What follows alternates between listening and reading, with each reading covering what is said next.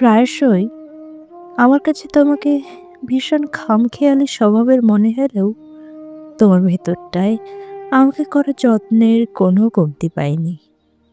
তোমার অতিরিক্ত আবেগপ্রবণতা আমাকে কখনো বিভ্রান্ত করেনি। আমাকে তুমি ভীষণ রকমের বুঝতে পারো। কি করে আমি জানি না। তবে তোমার লেখা শব্দগুলো পড়ে আমি নিশ্চিত তুমি আমাকে ভয়ঙ্কর রকমের ভালোবাসো।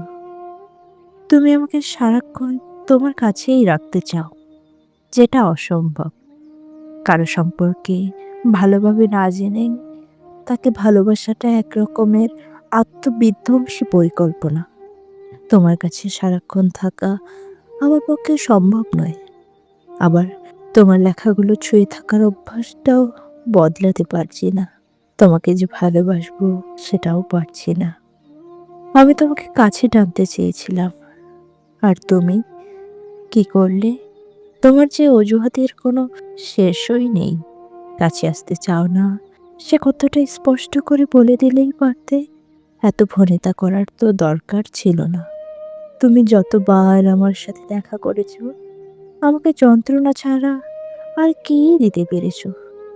মানুষ বড় বিচিত্র। এই আজ যাকে ভালো লাগছে না, যার স্পর্শ আমাকে কষ্ট দিচ্ছে, সে মানুষটা ছেড়ে গেলে নিশ্চয়ই ভালো লাগার কথা। কিন্তু না, আমার ভীষণ কষ্ট হচ্ছে। তোমাকে জড়িয়ে ধরতে ইচ্ছে করছে, বলতে ইচ্ছে করছে আমি তোমাকে নিয়ে আমার বাকিটা জীবন পার করতে চাই। এসব উপলব্ধি আমার হঠাৎই আসেনি, কিন্তু যে মুহূর্তে আমি জেনেছি তোমার সকল অজুহাতের পেছনেও একটা কারণ আছে, তোমার সব লেখার মাঝে আমাদের একসাথে কাটানো স্মৃতিটুকু আছে, আমার জন্য তোমার বুকের গভীরে একটা নিঃশব্দ ঘর আছে, সেই মুহূর্তে হতে আজ অবধি আমি তোমাকে এক মুহূর্তের জন্যও ভুলতে পারিনি। এ জীবনে তোমার চেয়ে বেশি আমাকে আর কেউ কখনো পায়নি।